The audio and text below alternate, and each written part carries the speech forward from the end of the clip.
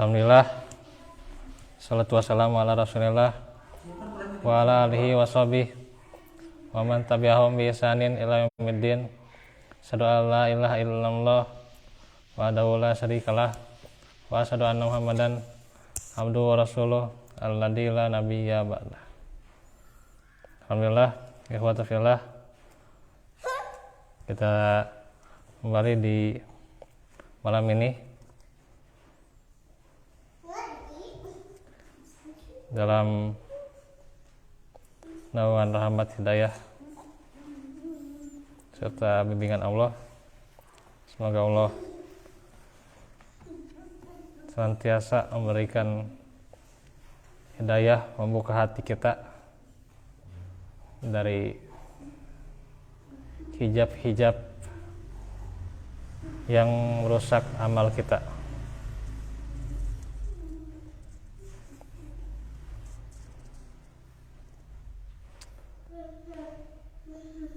Masuk di pelajaran sifat-sifat Al-Quran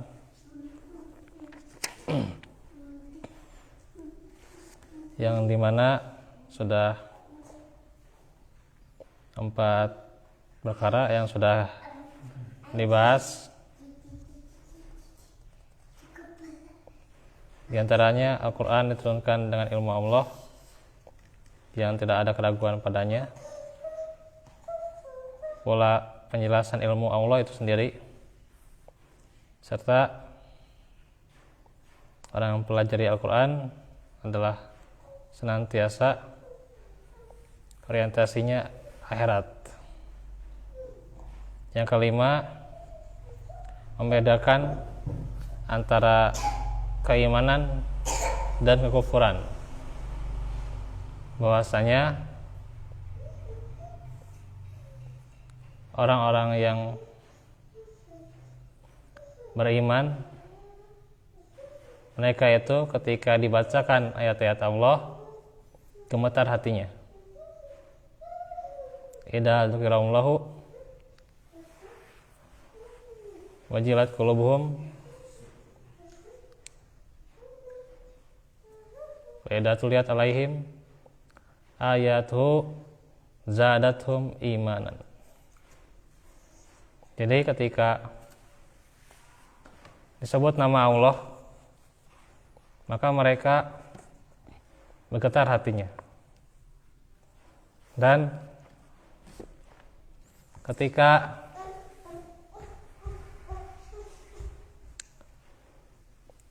dibacakan ayat-ayat Allah,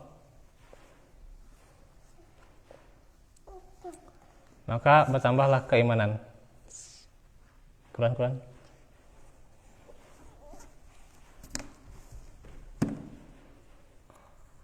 Bertambahlah keimanan mereka.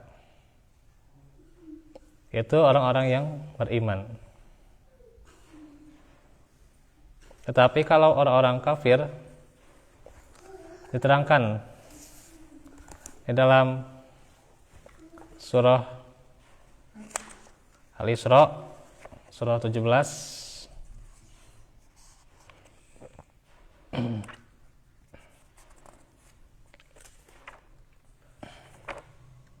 ayat 46.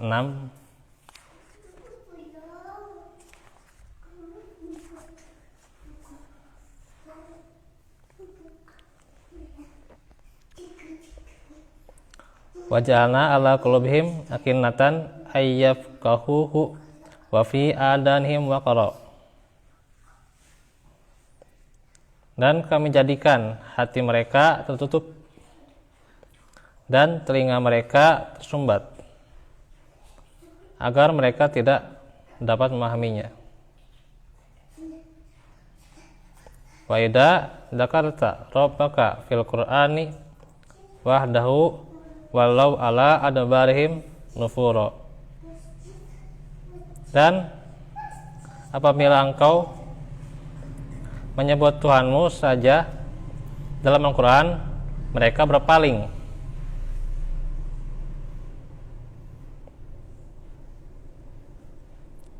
ke belakang, melarikan diri karena benci. Jadi orang-orang kafir senantiasa hatinya hasad, hatinya benci, tidak suka ketika diperdengarkan kepada mereka ayat-ayat Allah, yaitu orang-orang kafir. Maka harus ditelisik hati kita. Ketika hati kita ada rasa kebencian, rasa tidak suka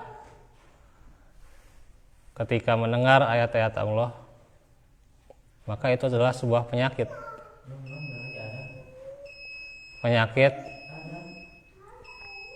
Dan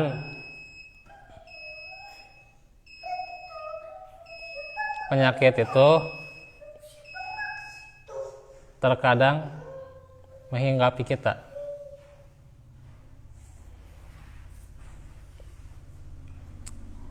Karena apa? Karena di mana ketika kita tidak benar-benar fokus, malah ketika disampaikan bertambah rasa pahitnya, nah itu sudah penyakit. Karena Al-Quran itu adalah obat, tapi bukan berarti bertambah penyakitnya. Karena kan obat itu bersifat menyembuhkan. Hanya saja banyak di kita masih terhijab hati kita ketika mendengarkan ayat-ayat Allah. Terhijab karena dosa, terhijab karena kedengkian. Ini yang berat. Karena kalau sudah terhijab karena kedengkian, terkadang sulit diatasi.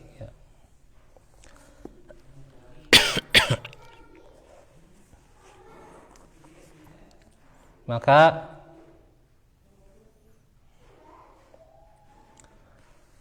kedengkian ini pintu gerbang syaitan untuk terus mendatangkan penyakit-penyakit hati selanjutnya. Ketika orang sudah dengki pada orang lain, maka bertambah lagi amarah atau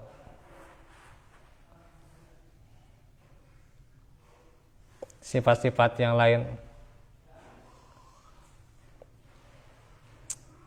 Disitulah bagaimana bertambahnya penyakit.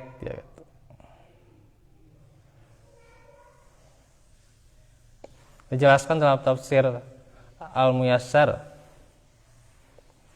bahwa kami jadikan pada hati kaum musyrikin penutup-penutup supaya mereka tidak dapat memahami Al-Quran, dan kami adakan sumbatan pada pendengaran-pendengaran mereka supaya mereka tidak dapat mendengarnya. Dan apabila engkau menyebut nama Tuhanmu saja dalam Al-Quran untuk mengajak mereka agar menauhidkannya dan melarang mereka berbuat syirik kepadanya, mereka kembali berpaling dengan lari dari ajakanmu lantaran apa? Kesombongan. Dari dengki nantinya keangkuhan, adanya kesombongan, itu terkadang ya menghinggapi ya. Kesombongan dan keangkuhan mereka sehingga tidak bisa bertauhid karena sudah terhijab ya.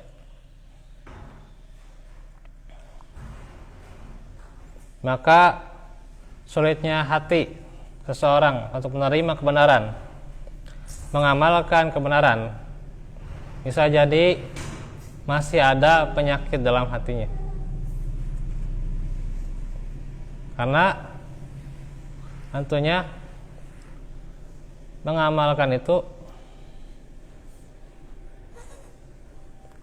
tentunya Islam itu sudah dipermudah ya. Yang putih di sini. Apa? Sudah dipermudah bagaimana kita untuk mengamalkan. Sholat saja kalau kita mengamalkan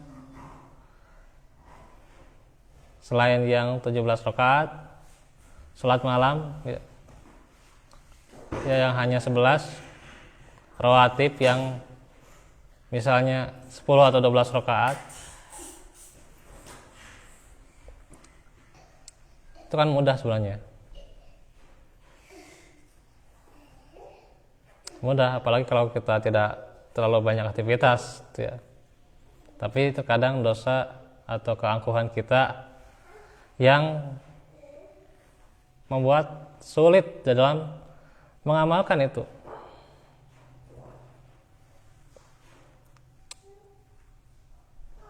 Ketika subuh misalnya sulit untuk tepat waktu, nah ini harus periksa hatinya.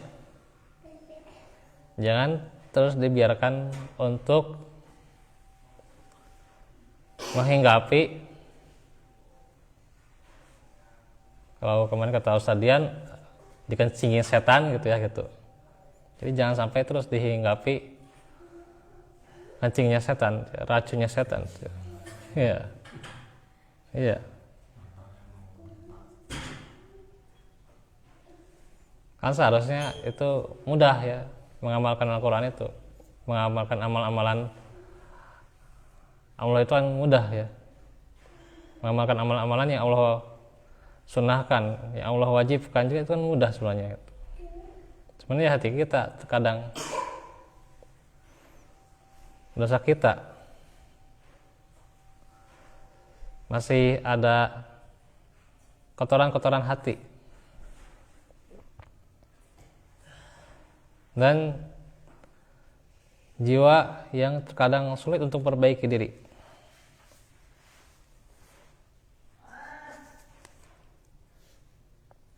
Dan itu juga apalagi orang-orang musyrik ya, mereka diberi sumbatan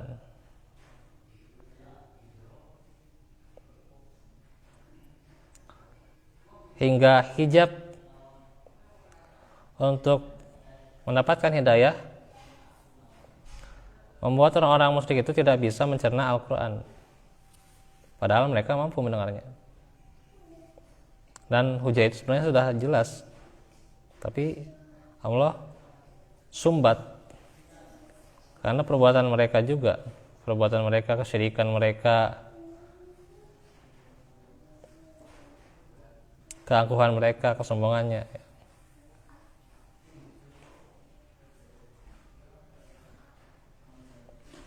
Mereka ketika disebut Allah sebagaimana setan gitu ya.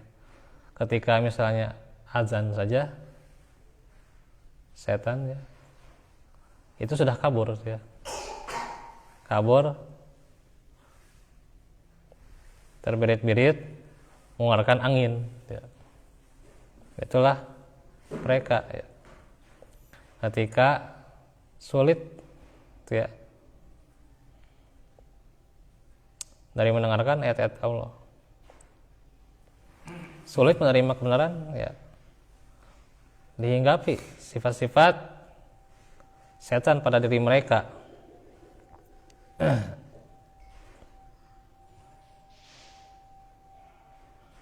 Itulah bagaimana kebencian yang Allah hinggapkan kepada orang-orang kafir karena perbuatan mereka, dan mereka tidak bisa menerima kebenaran mengamalkan kebenaran tersebut. Maka bagi kita orang-orang mukmin, tugas kita yakni membersihkan hati kita,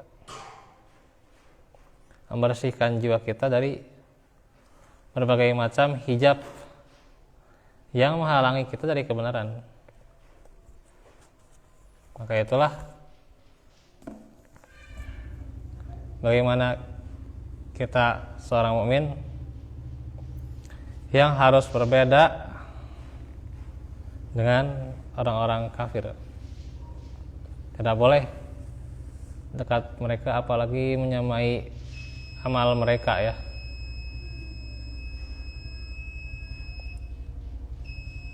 Nah, itu untuk sementara yang bisa disampaikan. Barakallahu fikum. Insyaallah kita lanjutkan di kesempatan berikutnya. Wa'afu minkum. Rabbana atina fid dunya hasanah wa fil akhirati hasanah wa qina adzabannar. Rabbana atina min ladunka rahmah wa hab lana min amrina rashada. Subhanaka la ilaha illa anta astaghfiruka wa atubu ilaik. Walhamdulillahirabbil alamin. Wassalamualaikum warahmatullahi wabarakatuh.